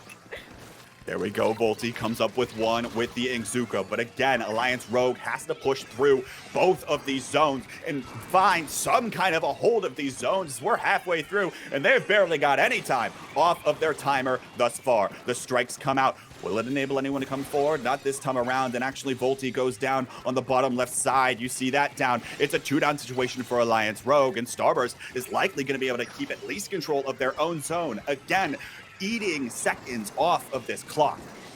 Yeah, and it's something that we talk about a lot in Rainmaker and TC games of just eating time off the clock, but it is just as true in zones, especially on a map like this. We're seeing Volti trying to find a pick on ice. They're not quite able to, just Volti up. Gonna choose to Shark here, which is a bold move. Gonna be forced to back off some, but not all the way, waiting for their teammates to come back in, looking for those specials, looking for that paint, and trying to just stay alive right now. What you saw there was everyone else lost their firefight for Alliance Rogue. Suddenly, Volti was the only one up and can't quite seem to find much of anything when he's not enabled by someone else on Alliance Rogue. But this time, Starburst has gone 2 down. Gray throws the tripling strike out, looking for the opposing zone, and Kiver's starting to roll forward on that Crab Tank. Now looking to try to apply some pressure over there to Ice and Bran. Ice gets taken out. Bran drops to the right side, and now might be Pesky poking from the bottom of the map. But it's another 2-down situation for Starburst, and they know Bran is back here. It's only a matter of time before before Volti comes swinging down from above. 1-for-1 trade is what Brand keeps it to, but all the same, Alliance Rogue slowly starting to work their way back into this game. You start to see the specials come out, trying to buy them even a little more space, and Kiver starting to move forward here as well. Now it's going to be forced to try to come up with one, gets a trade on the Biscuit. That's huge. We'll see if they can try to hold on to this one. Again, they're looking for the lead here because we're starting to run out of time in this game, Nox. We are. There's only a minute left. They're definitely going to just want to focus on holding their zone while they wait for these specials to come out, though. They don't want to overextend into these specials. Their lives are more important than anything else for them in this game right now. We're seeing Brand try and move up, trying to find something to work with. Volti has gone down, able to get the trade. That is a huge trade. That is zones going back to Starburst. The zone cap for Starburst is huge. Alliance Rogue goes 3 down here, and Starburst is in strong control of their potential match point match. We'll see now. Trades continue happening, but at this point, they're only favoring Starburst, who has control of the zones. And now, 25 seconds left to play. Alliance Rogue has to find the engagement. Yeah, and it looks like they're going to be using Trip Strikes to get it. They are getting really close to that special. That Booyah Bomb's going to come out, though. Trip Strike coming out. Reflux going down. That is 2 down on the side of Starburst. Volti getting a huge flank off here. Going to be looking to get that Neo Splash. And this could be the zones going back over to Alliance Rogue. Potential here happening. Volti is able to find that one long-range pick, and we are in overtime in the nick of time. The Inkzuka comes out, able to find that one on the Brand, now turns it immediately around. Apparently just knew he was going to find that one, and all of a sudden, Volti is enabled to go forward here. Alliance Rogue has to hold the zones, and with one member going down to Starburst already, they might be able to do it. Remember, these are faster than seconds that the clock ticks here. Volti still in position, sniffed out by the missiles, forced to reposition, and now we're starting to see the rest of Alliance Rogue try to stay alive. The triple Ink strikes come out. Will they be able to cap the zone again? Booyah Bomb comes out to try to hold it for them. The bombs are coming out. They're preventing Starburst from taking it. And Alliance Rogue, for the first time in the InkTV Resurgence League, are going to force all 9 maps versus Starburst. Just once again, we see Alliance Rogue's tenacity. I'd say that's an accurate way to describe how they play. They fight for everything. They do not hesitate. They do not take a breath. They fight constantly. They might not win every fight, which tends to be what gives them some trouble. But when they find their groove, they are so hard to force from where they want to be, especially with Volti. Even those missiles, not truly enough to force them into an awkward position. Nox, you don't have to tell me that Alliance Rogue doesn't take a breath, because I feel it myself. How many of those neutral engagements were continuing to balance on a knife's edge and could have gone either direction if somebody randomly comes up with a double, if Volti randomly comes up with something, Zuka shot, Crab Tank, whatever the case is, so much could have happened that time around. But now, Nox, it's Mako Mart. This is, if there's any map that is a Carbon Roller's paradise, it is Splat Zones on Mako Mart. And it's going to be all about getting Volti enabled because Alliance Rogue is incredibly strong on this map. Yeah, well, and along with that, Scar is an incredible machine player. And if there are 2 weapons that have a great time on Mako, it is Carbon and Machine. Even in S2, even with how bad Kensa Machine was, we still saw it come out constantly on this map. Fizzy's great here, Machine's great here, and now it has a good special. It's just incredible here. We are just going to see a lot of paint coming out here from Gray and Kiver, just really trying to enable them. Ice going to be on those missiles still makes a lot of sense, and Double Crab coming out to really try and impact Volti on that Carbon, but Volti will be able to get under those ledges in places that the Crabs will not be as easily able to hit them, which is going to make this way rougher for them. The winner of this match gets the 1 seed out of groups. They dodge the winner of tomorrow night's match, and I don't want to play against any of these teams right now. Looks like neutral trades starting out, but actually they go the favor of Starburst. The wipeout hits early, and Starburst will be the first to strike here. Definitely, we are seeing them. We are going to see right now Alliance Rogue have to make sure that they find a way to break in. They have weapons that are innately pretty good at it, but they don't want to risk overextending. They also don't want to give Starburst too much time, and there's Volti getting a pick with that Trizuka again, and a Booyah coming out here from Scar, going to force everyone back along with those trip strikes. And even though that Booyah came out, not a member of Alliance Rogue has gone down, and they're just going to be looking to find Cap here. Find the cap, get the zone. They start looking for people, and Scar actually comes up with a beautiful one on ice. Max range over the stacks, but now Brand cleans that one up. 2 down for Alliance Rogue. Gray drops as well on the trade, and Starburst once again cleans things up quite well. And all of a sudden, again, we'll be looking to try to continue to build their lead in just a moment. Yeah, Kipper finally going down there on that left side. Gray looking to get these trip strikes ready as we are looking to find some space to work with again.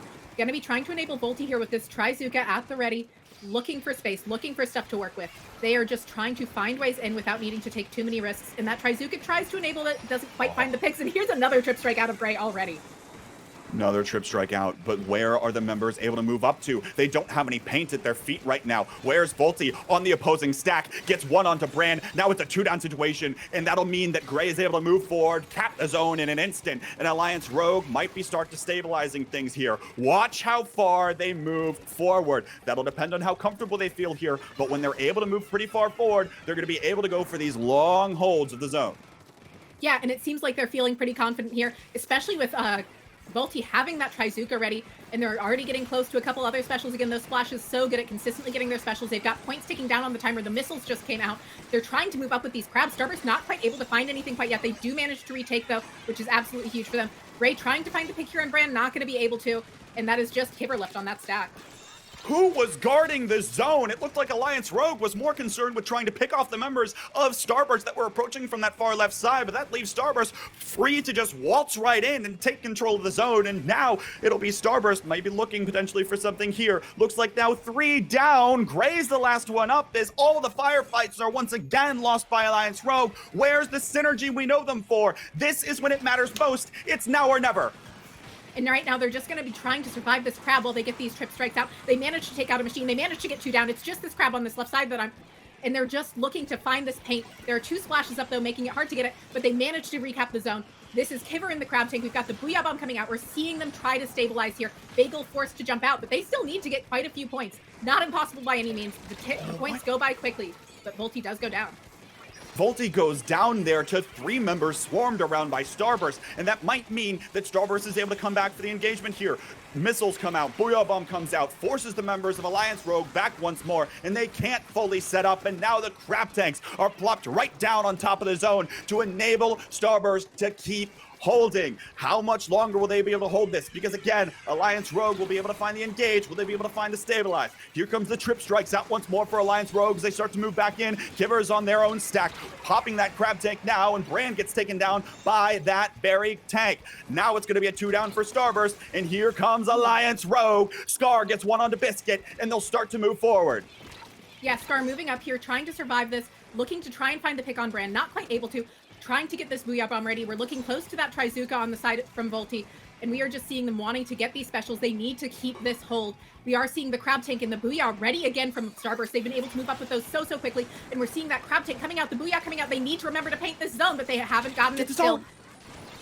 Get the zone right now, Alliance Rogue, and they do continue to hold on. Volty's right there on top of it, trying to prevent someone from going in, but Volty goes down. The triple strikes are just a bit too late. It's 2 down for Alliance Rogue now. Will they be able to hold on? No, they don't. Starburst takes it right back, but now, how many of the members of Alliance Rogue can try to trade on the exit? Looks like they're not able to find much value there, and Starburst is once again held on to this zone. Starburst has found the engagements when it's mattered most, and now Alliance Rogue will once again have to take back control of the zone. Kibber starts to move forward, looking to try to find something on one of the members of Starburst. Biscuit up in the air with Booyah Bomb. That'll get chucked, forcing some of the members of Alliance Rogue back. 13 seconds left to play here. Alliance Rogue still trying to hold on for dear life. Zuka goes out of Volty, not able to come up with any value this time around. Kibber pops the crab tank, but all 4 members of Starburst are on that left side. Missiles, crab tanks, all coming for the top of the zone. But will Alliance Rogue be able to hold on? Volty comes up with 1. The trades are going back and forth. They've got to come up with its own. Volty finds a second. It's still 2 for 2 right now on top of the zone. The strikes come out again, and it secures it for Alliance Rogue.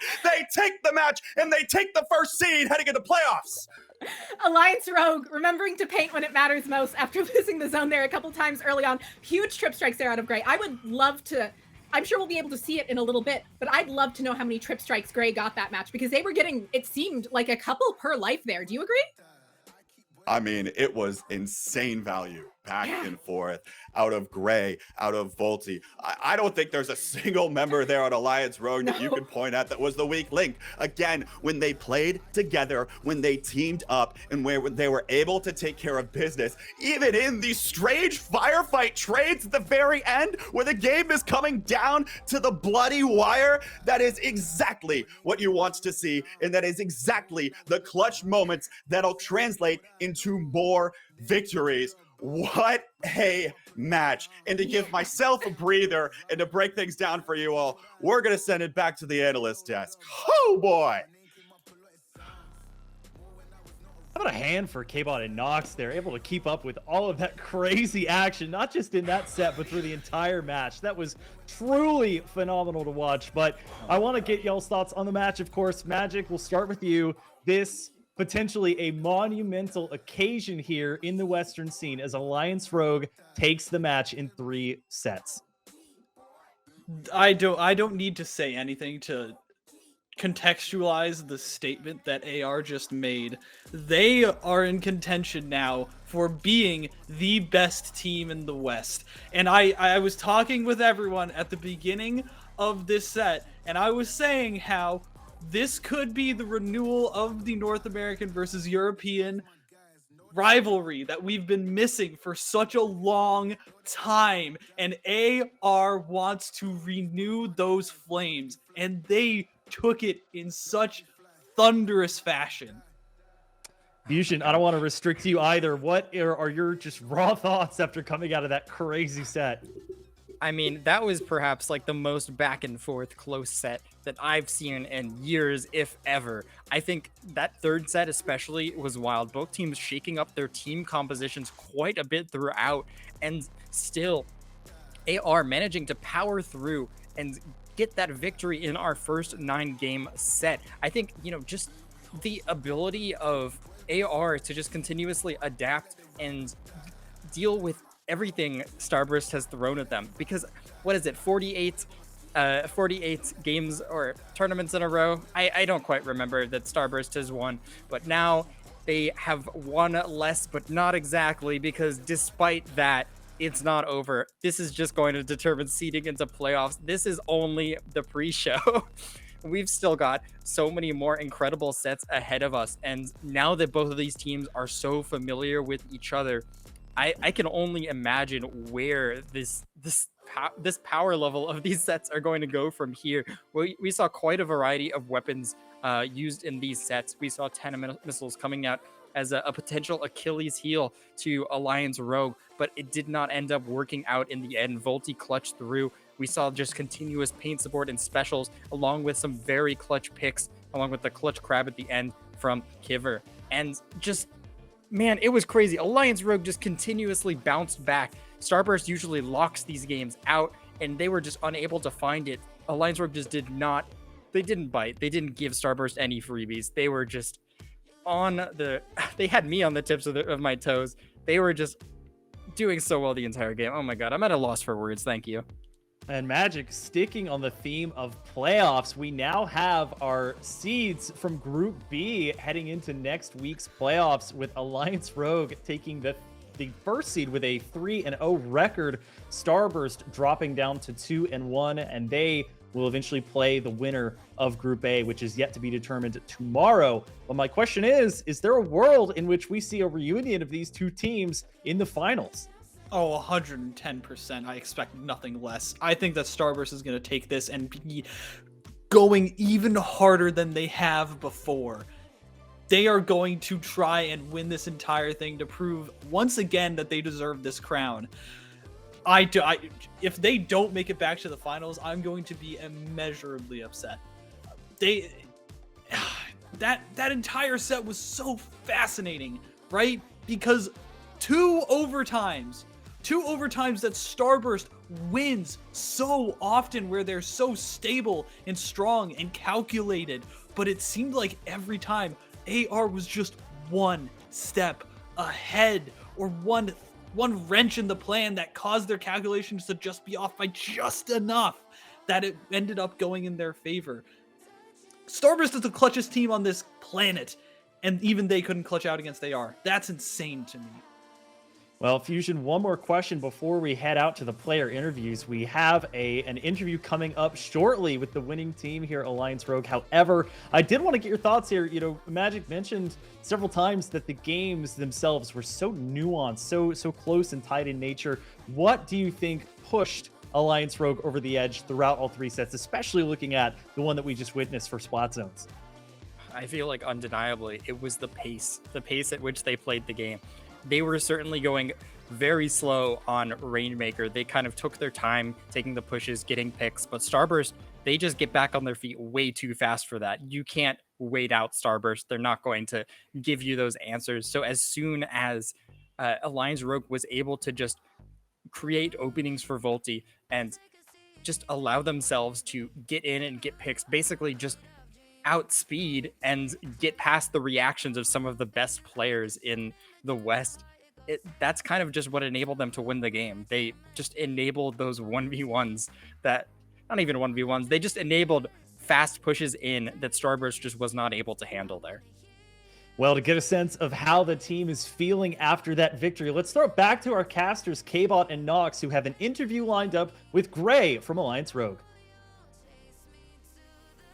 Welcome back, everybody, here. I apologize, by the way, if my mic was peaking there at the very end of that one, but I could not contain myself, and we are joined by Gray. Gray, first, just give me your reactions after that whole match.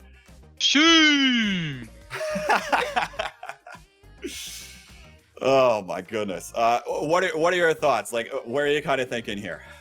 I mean, it's awesome. I think we're like the first team to ever beat Starburst in Splatoon 3 so far, if I'm not mistaken.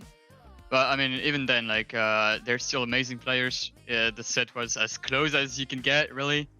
I don't know. It's just we're just so happy for now, and can't wait to show more. Yeah, and how do you keep your wits about you in those Game 9 situations? Because they can be so incredibly stressful. Honestly, I'm not too sure, because if you notice, we lost the first game of each set, right? Like every set, we lost the first game. We obviously lost the first set as well. So it was really tense, but weirdly enough, I don't think any of us really like was down mentally. Like we actually pretty weirdly enough, Volti, who actually just stepped in as our new player, he stepped in and said, okay guys, just relax and stuff. Like he actually took my captain armband for like a little bit, you know. And no, it was really, really good. Everyone was still on fire, even like down 0-1 in a 0-1 set. So yeah, I'm not really sure either, but for sure the set was just insane. Well, I think the most important part is probably keeping it a little light there, right? Especially, you mentioned Volti coming in. That is great to hear that you're still able to riff off of one another, even for being this newer team. But the one thing I wanted to ask you is, at that first Zones game, we saw incredibly different compositions, including Volti back to the machine, you going back to the Flingzo roller, which is reminiscent of like your Dynamo days way back in Splatoon 1. Damn. Like, walk me through the logic behind that composition. Was that prepared? Was that versus Starburst specifically? If share whatever you're open to share, please, because I'd love to hear it. So it was both. We do not want to pick Carbon on Hagglefish because it's like a pretty bad Carbon map, because they can just camp like the zones and like you can't really break through. Also against Starburst, we know they play heavy, double splash, and machine, which is pretty passive. Like they're just sitting around zones. So if we pick Carbon, they're just gonna like just lock us down. And I wanted to pick Flingza. I was hesitating. I could have gone like Neo Splash, Vanilla Splash, or Flingza, but I wanted Flingza because we thought that they were gonna play so passive that missiles were actually gonna push them back very far, and especially like the retake, it would help us. Also, double machine isn't really too good in zones, so Scar, for example, didn't play machine, even though he's maybe like the greatest with it. So he played Stamper, and Volti played machine, because even though like he's a great Carbon player, he's also a really good machine player. So yeah, we just like, it was against Starburst, but honestly, like, yeah, we just went with it, you know. Yeah, for sure. And I would love to know your thoughts about where you're placing those trip strikes, because we saw them come in so clutch multiple times for you guys to recap zones, to neutralize zones, and to enable Bursty and Scar to get, not Bursty, sorry, Volti and Scar to get in. Yeah. Honestly, I've seen a lot of discourse about tri-strikes and Neo Splash overall. And to be fair, I kind of agree with those statements. But since we played with Volti, who is a Carbon player, we need to enable him. You know, we can't just play like a normal game, but we have a Carbon instead of like a machine. It's not gonna work. We need to enable him. the Tri-Strikes are working like as a smoke screen, like a displacement. So I don't know if you saw like Volti, like on Clam Museum, for example, he flanked behind them, like from the left block, right block. The Tri-Strikes blocked the vision from Starburst players, so he was able to flank and make it like a triple kill. Clam Scorche, same example. I strike mid, they need to look away, Ninja Squid, and he can get like a quad. Sometimes it doesn't work out, sometimes it works out, but we can't just play the Starburst game and expect to win with the Carbon. We need to play differently. Mm-hmm. I love that thought, and it's glad to hear that you all have definitely thought about that. Look, you're now probably everyone's favorite heading into playoffs after that victory over Starburst. Lay it on the line here. Heading into playoffs, what have you got to say to your opponents, and what shout-outs do you want to give? To my opponents, I want to say that we're gonna be here to win. And the second thing, I'm still very hyped to face the other NA teams, because I think the teams that are gonna qualify are all from North America, right? So we're gonna be the only European teams. So I hope Europe is gonna cheer for us. And also for playoffs, I don't really know who I want to face. Crush Soda is amazing. Jackpot, we lost against Jackpot a couple days ago, like in a very close set as well, 2 and 3. I want to face them too. And obviously Starburst we beat today, but honestly, we play again tomorrow, maybe they win. You know, like they're still the best in the West, even though we won today. So we gotta prove, more. We gotta beat them more to establish ourselves. Gray, you and Alliance Rogue have made it incredibly interesting as we look forward to playoffs coming up in another week. But thank you so much for joining us. And of course, best of luck in that. We'll send it back on over to our analysts now to break down more thoughts of the last set and set us up for the next match of the night. Thank you, guys. Thanks again, K-Bot and Nox, for that fantastic player interview with Gray. Fusion, I want to start with you here. Were the thoughts and emotions expressed there by Gray more or less what you expected? Yeah, I think, I mean, it's great to hear how Volti is kind of like an uplifting presence for the team, and, how they all kind of came around to play along with them. You need to play differently to enable different weapons, different play styles. AR really showing us like that the heights you can reach if you can really just lean into your strengths. And I think overall, Alliance Rogue, one victory doesn't make a strong, or it doesn't make like a champion. Starburst had like however many 100 wins in their back pocket, but Alliance Rogue is certainly here to stay. They're going to be quite the threat in playoffs, and I believe I was discussing a while ago with you guys and some of the other analysts and casters that this is kind of the closest the top teams have been in a while.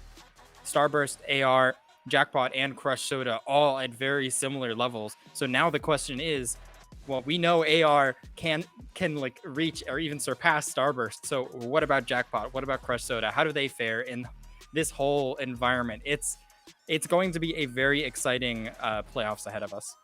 And on that topic, Magic, I was pleasantly, not surprised, but I was so excited to hear just how prepared AR felt, especially going into that last set. It seems like not just for that tipping point game 2 on Flounder, where Starburst brought a very different comp and AR was still able to adapt to it, but even in game 1 that they lost on Hagglefish, they sort of knew what Starburst was bringing in and were able to channel that remaining energy without getting too crazy or overconfident. How do you think they were able to take that and use sort of that mix of strategy and I'm sure raw emotion to come away on top here?